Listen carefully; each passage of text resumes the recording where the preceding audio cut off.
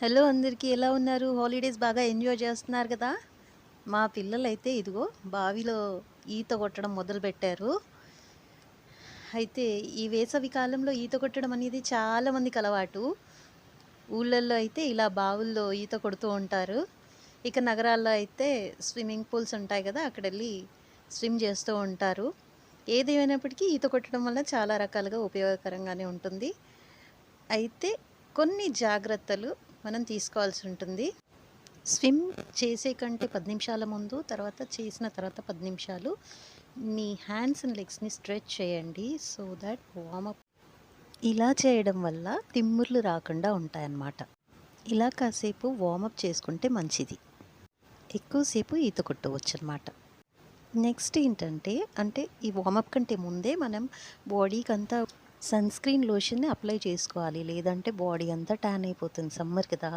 Next ఏంటంటే మన body temperature పూల్‌లో ఉన్న వాటర్ టెంపరేచర్‌తోని సెట్ చేసుకోవాలి. ఇందుకు గాను మనం పూల్‌లో దిగే కంటే ముందు షవర్ చేసుకొనన్నా వెళ్ళాలి. లేదంటే కొలనులోకి దిగుతుంటే మెల్లిగా దిగుతూ ఉండాలన్నమాట. ఒక్కసారిగా ఫస్టే డైవ్ చేయొద్దు. మెల్లిగా ఫస్ట్ దాంట్లో దిగి కొంచెం అటు ఇటుగా నడిచి టెంపరేచర్‌ని సెట్ చేసుకోవాలన్నమాట. అలాగే స్విమ్మింగ్‌కెళ్ళే ముందు ఒక వాటర్ బాటిల్ తీసుకొని వెళ్ళటం బెటర్. ఎందుకంటే వాటర్ తాగుతూ ఉండాలి. డీహైడ్రేట్ అవ్వడం చాలా కామన్. అందుకని సమ్మర్‌లో ఖచ్చితంగా వాటర్ తాగినాకే స్విమ్మింగ్ చేయాలి. అప్పుడప్పుడు కూడా తాగొచ్చు.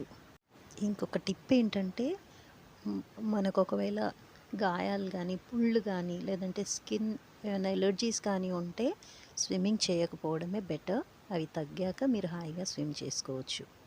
ఎందుకంటే మళ్ళీ వాటర్ పొల్యూట్ అవుతాయి కదా! అందుకని.